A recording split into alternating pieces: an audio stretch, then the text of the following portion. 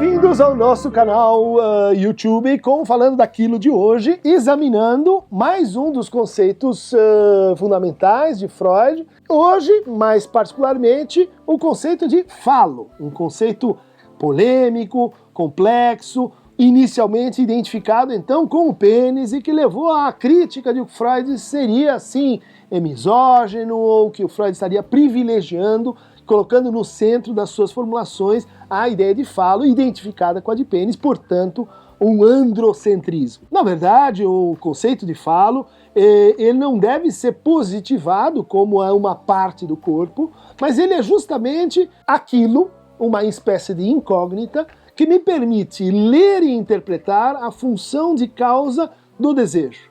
Seja o meu desejo, seja o desejo do outro, seja a diferença entre os sexos. O que torna um X e o outro Y é a ser ou ter esse elemento que Freud chamou de o falo.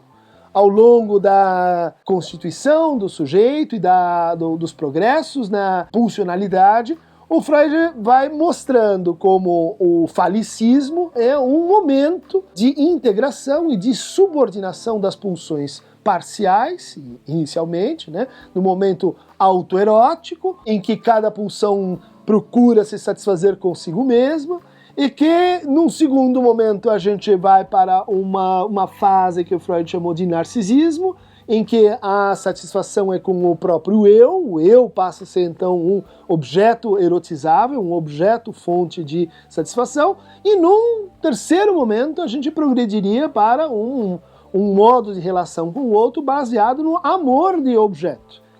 E esses três momentos, eles vão subordinando, portanto, dentro de si, mais e mais a sexualidade a um princípio geral, que é esse princípio da diferenciação, representado pelo falo.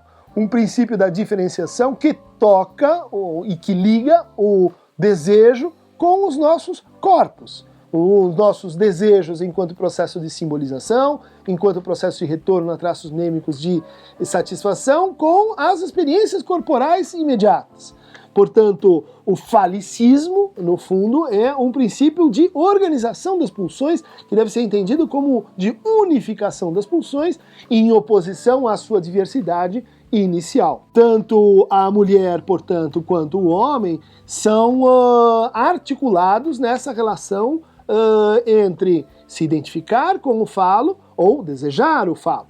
E essa dialética vai compor, então, as redes e as modalidades desejantes e pulsionais que a gente vai encontrar em cada um de nós. No fundo, o conceito de castração, ele é mais importante do que o conceito de falo.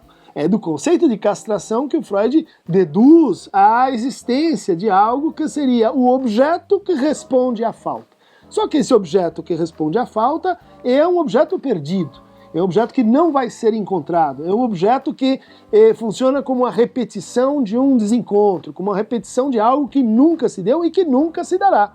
Por isso, o neurótico se defende do incesto, mas no sentido de que ele se defende da fantasia de que existiria, então, o falo. Portanto, o falo é um conceito que opera junto com a noção de castração e que opera junto com a noção de fantasia.